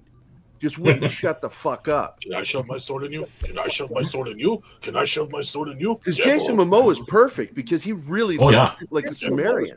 Yeah, you keep him silent. If you had kept him silent, like Khal Drogo in Game of Thrones, or like Boba Fett. Or Boba Fett. But I mean, Khal Drogo in Game of Thrones in the first season, the way he played that character, that was basically Conan. He should have had in that movie as much dialogue as he had in the entirety of Game of Thrones. Or Mad Max and Road Warrior. I mean, 29 lines. I mean, and every time we spoke, though, they were impactful lines. It wasn't the quantity, but the quality. Because Conan was a man of action, and if he had something to say, you better shut the hell up and listen. Road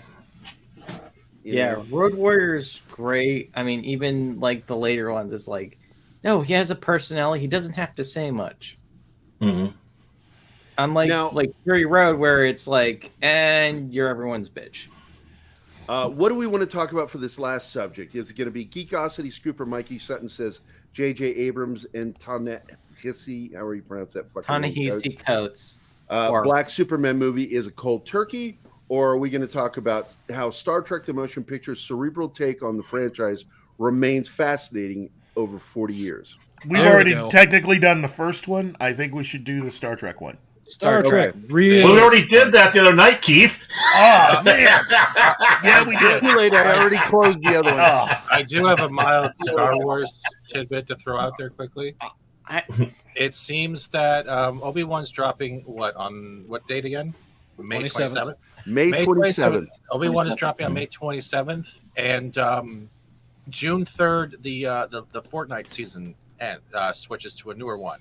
And there was rumors and screenshots already going around that Darth Vader will be an actual NPC boss within that season. So it looks like they're going to be pushing another Star Wars season. Yeah, and we've talked about that too. Cool. I think last night that I'm standing by. Look, there's nothing not canon about that.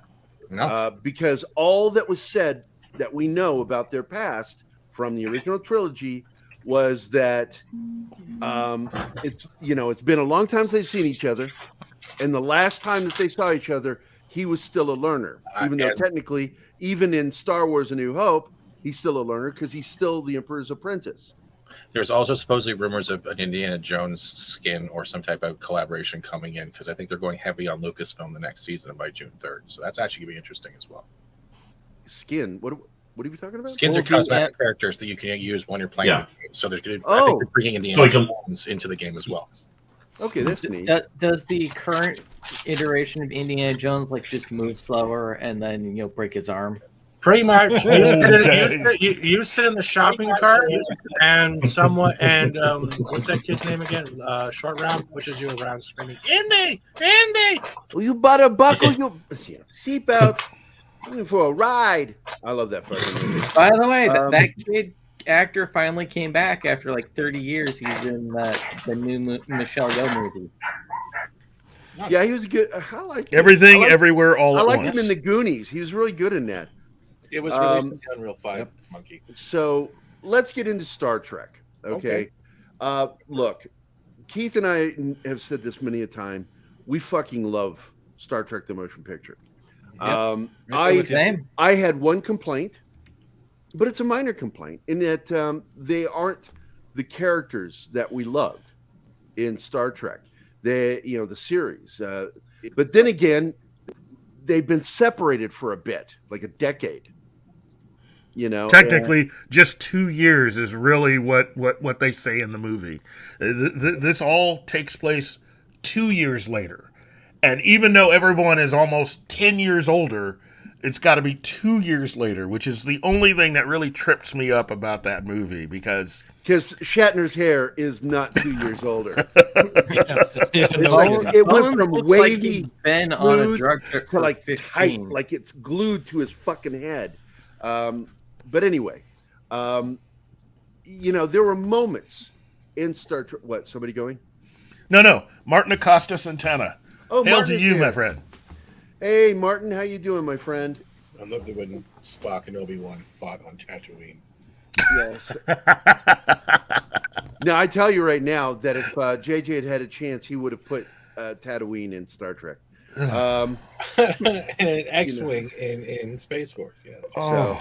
But even though the film, and they're right here in this article because the film is much aligned when it was released, and it's a huge mistake. True Star Trek fans worked on it. They were in it.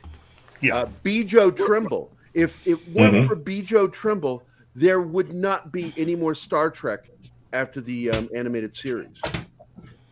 B. Joe Trimble, that was her life, bringing Star Trek back. Both she and her husband are in it, Yes. along with David Gerald. David Gerald. Who used to be friends with me until I said something political that he didn't like, and he unfriended me. Yeah, he's that way. He really is. And I thought that was really funny because I said, you say things all the time I think it's stupid. I don't unfriend you. But, oh well. He's still a nice guy. I still think he's a really nice guy. He was great when I had a chance to have a talk with him. Besides, it came out in the best year, 1969. Can someone move my avatar away from this guy just for like a while? You put Brandon there, and thank you. You're welcome. Awkwardly with the same angle. That's weird. Actually, the movie didn't come out until 10 years later, but yeah. Yeah. Mm-hmm. It's been 10 years since. That's 19. God. Kind of blurs together, doesn't it? Yeah, and we know the history that they were working on Star Trek Phase 2. What? And we know that the one guy was going to be coming in to play a Vulcan, ended up getting to play a captain of another ship in the film. Actually, he's the commander of the space station that gets destroyed. Well, gets Episode 9. Yeah, Commander Branch. Katzenberg is one of the main people that we have it as a movie instead. Yeah. Spoilers. They are now part of our distinctive memory. But one thing that we've talked about before, Keith, is the point that Star Trek: The Motion Picture, for the most part, is in many ways a remake of the Changeling. The Changeling, Season 1. Yep, And it just has a different ending. Whereas they did the typical cowboy thing and blew it up in the series. In the film, they actually venture out to communicate. Yeah. And end up. Should have just blew it up. They should have just blew it up. Yeah, you're right there, Bill. You're right, Bill. They could have Escape from New York style. We call it Escape from Beecher. A motion picture. Well, I mean, that's the thing about the first two films that they did. The first film was kind of a reimagining, remake of an episode. And the second movie is a continuation sequel of an episode. Yeah. Yep. So really, in many ways, that is another interesting. God, yeah. I had a quick question about what Star Trek. Genesis. Are they going to be doing anything with the voyage home? Because one of the things when I was younger and watching it, when you heard that probe come in the first time and you hear that and just going through and turning off, and of course that was the composer. Yeah. No, that was Leonard Nimoy. No, but the sound was Leonard Nimoy. No, the sound of V'ger coming in was. V'ger. Oh, I thought you were talking about the probe on the Star Trek 4. Sorry. No, I was talking about the probe with Star Trek: The Motion Picture. And sorry, you get to a certain age and the word probe just doesn't. Oh yeah. After your first colonoscopy, yes. And I was V'gered. I am stoked about getting my 4K remaster. Yeah. I am so excited, and I'm hoping that it is the director's cut that had stuff fixed when they. Oh yeah, it is. I watched it. Oh, did you? Oh, how was it? On Paramount Plus. I thought it's not being released until later this year. So it's on Paramount Plus for like 6 Yeah, it's on Paramount Plus. Right now? Yes. Oh my god! Yeah, I've got they didn't Paramount advertise Plus. it for shit. Oh my god! I didn't know Yeah, that. it's the same director's edition from the 2000 whatever it was DVD. It's just they went back and redid the special effects, so they're in 4K. I am so going to, and this is, I'm admitting to something here. I am so going to turn on my, what is that program I use? I use a little program called OBS Studio. Oh, no. And if there's a movie I can't find a copy of and I want to be able to watch it whenever I want to, I will rent it and then record it and save it on my hard drive. Nice. There's a few things they didn't put back in they should have, and they excised a few things they shouldn't have. Well, just specifically, like one shot where Kirk says viewer off. Like they left in the bad take and they cut out the second time he has to tell Uhura. They should have left in the second take if they were going to leave in any of them, because their reasoning for it was, it wouldn't take 2 commands from Kirk for her to do that. It's like, yeah, but they just watched, an entire ship just get disintegrated. The whole reason for it, and the way he says it in the second take is the better take, because the first part is viewer off. She doesn't do it, and he goes, viewer off. Right. It's kind of that. I don't want to watch this anymore. Monkey Jeebus, this is one of those moments where I absolutely mean this. Go fuck yourself. Gary and Keith and Tom and I guess Did you read what he said? Yeah, I know. A lot of movies. Changed. But you guys forgot an important thing going back to your doctor. Remember, next time you shake your doctor's hand, try to figure out which one's the probe. Yeah. Oh God. Usually, look, no hands. I'm only going to shake those 3 fingers. Look, it is not inappropriate to grab your doctor's hands and sniff them. Now I can see him doing that. I can see him left doing that. one out because there's another film called The Changeling, which is a George C. Scott horror film or gothic ghost story from the 80s, which is a classic. And if you've never seen it, go get it. Baltar's in it. John Kalekos. Let's see. I used to be a Star Trek fan until JJ, then Paramount. Now it's dead to me. Nothing is dead to me. I just stopped watching crap. When they stop making crap, I just start watching it. I don't believe in that "it's dead to me" thing. I'm not saying you're wrong for feeling that way, because I guarantee you, those of us on this dais today all share your feelings. But the fact is I know that Doctor Who, if they give it a fucking break and just stop making it for a little bit, we'll all relax, come back and watch new Doctor Who if it doesn't suck. I think a 2-year break is a good idea. Yeah, just relax. Just relax. Just relax. For me, don't resist. Don't resist. The fans who really have to worry during the woke times are the ones who have had to worry about their franchises getting their first crack during the woke times. Because if it was a first time out and they didn't do well, then chances are they're never going to get another crack.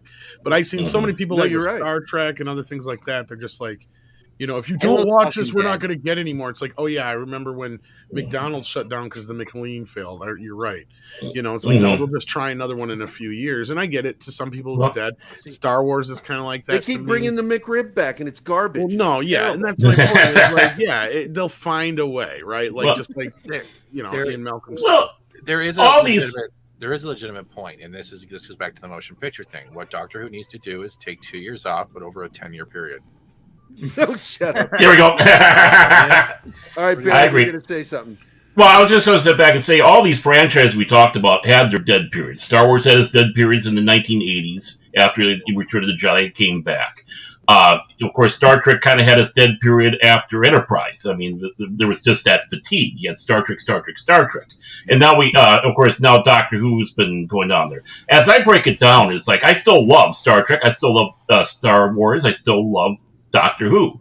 I don't like space conflicts, I don't like space travels, and I don't like Professor Y. And that's how I break it down. These are not part of the franchises. These are some demented person having their nightmares and finger painting a poop on the wall and trying to share it with us. And that's why take on a decent property, and that's right. And I'm right there with everybody. I absolutely adore and love Star Trek, and that's why I'm proud to be part of the 735 66 to 05 club. I just play Star Trek Online. Well, I do that too, but yeah. JJ needs with the Starship Trek. What does JJ need with the Star Trek? I use a mirror escort attack cruiser with the rainbow build and purple. For those that know what I'm talking about. Rainbow build means you're using like plasma and tetrion and all those things meant to get all orange weapons, and it's all phaser banks, so it has a full 360 degree when you're doing your turning. Plus 2 shuttles that have tractor beams that actually will hold onto your enemy ships while you destroy them. I just use the Sovereign. Dork! I know. That's what I heard Keith said right now. I haven't played Star Trek Online for a while. Super nerdy. You spend money and you get better ships. No, they changed that. You can spend money like for the VIP or buying ships, but they usually have year events where now every few months you can earn either a new set or go towards a T6 ship coupon. Actually get a T6 shop out of the I don't spend cent on there. I hate Cryptic for that. I do bring something up that this is something that Keith and I have been talking about for a week now, and that's Pluto TV. If you are not watching Pluto TV, it's fucking free. What's wrong with you? Because you have several things. You got 5 seasons of Next Generation, seasons 1 through 5. You have, and it plays 24 hours a day, and it takes about 5 days for them to go through all 5 seasons. I think. I think that's the way that works. And but they've just added Stargate, which is the Stargate channel, the Atlantis, all of the shows and the movie. It's all on there. They break the show up over certain parts of the day as to what series they show. It's so worth it to have that, as well as classic episodes of Doctor Who. All the way from First Doctor through, I think, Baker, but I'm not sure. I think they may have it. No, they do McCoy. Do they? They do McCoy. Yeah. So we've got all of the classic Doctors all the way until the end of the first run. Reverse the polarity of the neutron flow. And what I get excited is I try to schedule it when I go to watch, because I watch, I'll drop in to see where we're at, and then I'll know, this will appear at around this time, so I can watch one of my favorite ones, which is the Tom Baker. It was the Thing. Basically, the story is like The Thing, where they're trapped in a lighthouse with somebody who is not who they pretend to be, and it may be spreading and it may be killing people. And it's a great Agatha Christie, The Thing kind of story.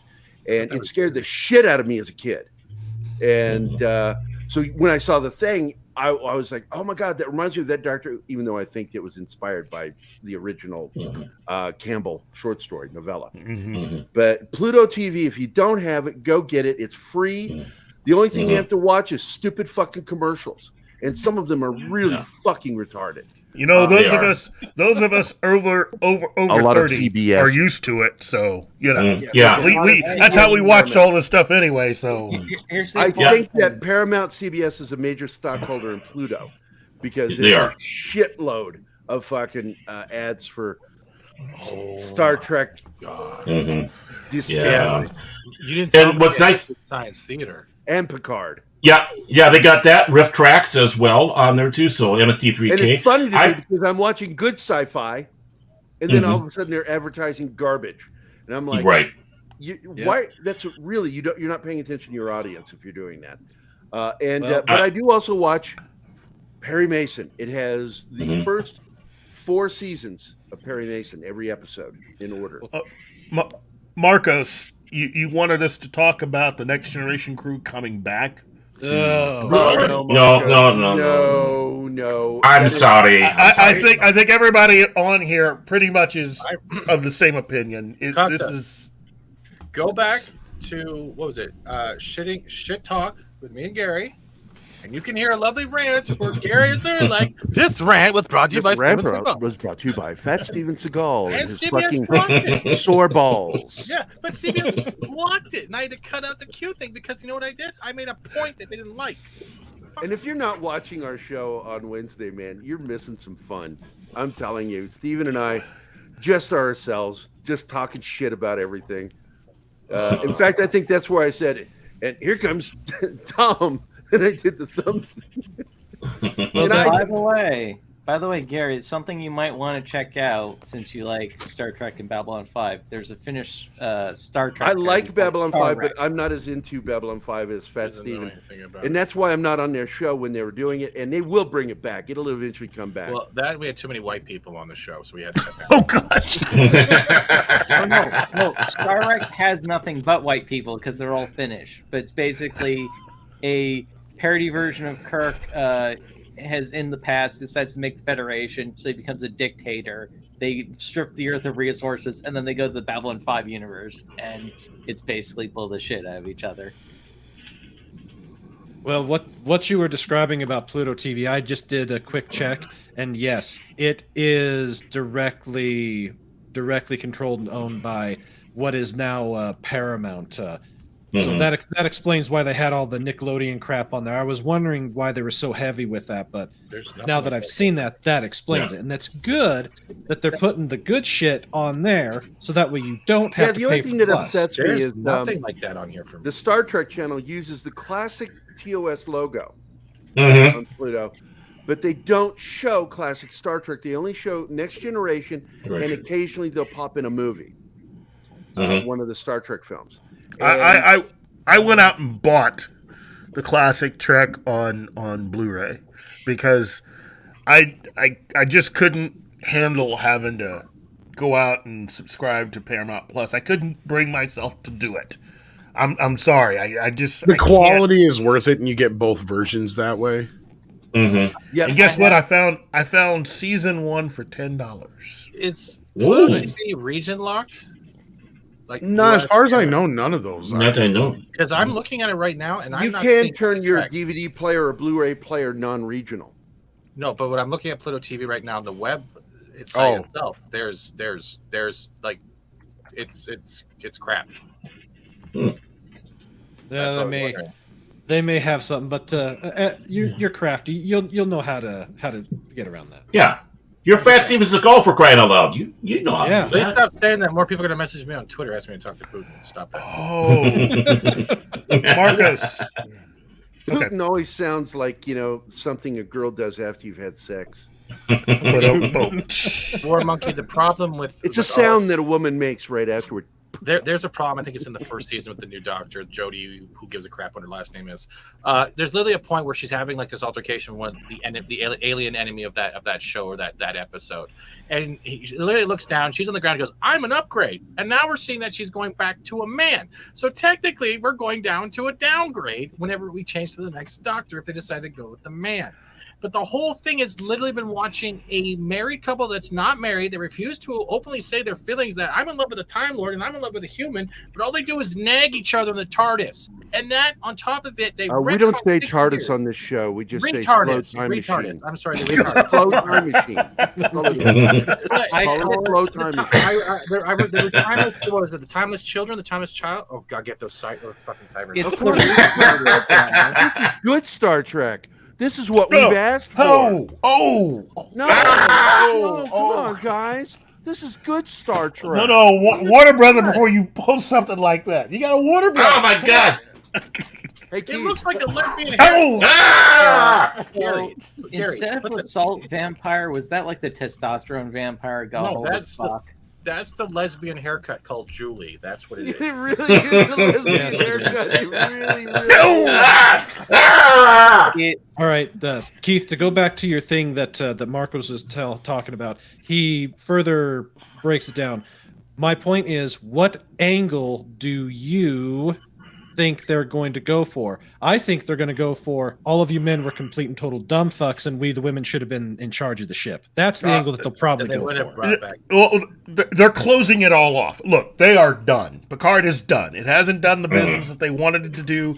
This final season will be a big goodbye, and I think all of the stars are just thinking that this is going to be their final time playing these characters.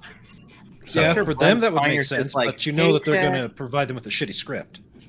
Yeah. It's not going to be like Star Trek 6. Patrick Stewart is too fucking old, and he's lost his way, and that show and his mind is just such garbage. I tried to sit through That's putting it mildly. Yeah. Oh, I had such a tough time. I really do want to show something to you guys before we go, because we need to wrap up the show here. But, do we have to prepare ourselves? I told you, and Keith has met Reggie. What an amazing little dog he was.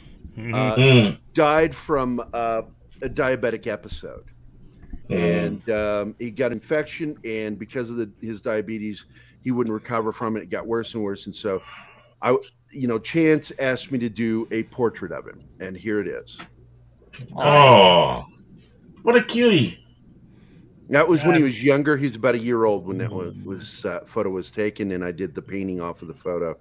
I cleaned it up because he was actually in motion. I had to find where the lines were to make sure that it looked like him. Because when you get a motion photo, it's there's visual deciphering. But he was such a pretty dog, such a good dog. And I remember he used to sleep in my room a lot. And they freaked out the first time because they thought he'd gotten out of the house, and they went out looking for him middle of the night, like 1, 2 o'clock in the morning. He was sound asleep in my room, cuddled up on my bed, and they came back and knocked on my door, and they found him. And so they just stopped doing that. They just said, "Oh, if we don't find him, we're just going to assume that he's in Gary's room," because he was like my little buddy. I fucking love that dog, and now he's gone. But I still have this little shit here, fucking. Albino Nightmare. Oh no, she's awesome. I'm teasing. Oh shit, I almost forgot.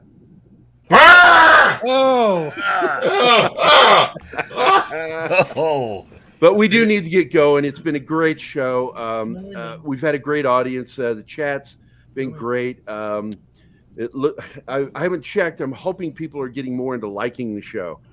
Please like, subscribe, click that subscription bell. I do post in the community section, and I will post more with those subscriptions because I want to make sure that people are getting my updates on the YouTube channel when I do in the community posts.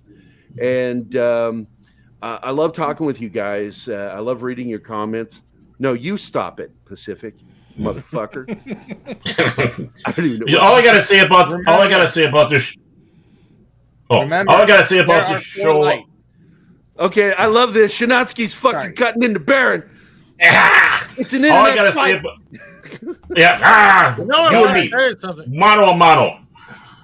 But the only thing I gotta say about this show, Gary, it's okay. It's okay. It's good. It's not great. And to Baron, I post this.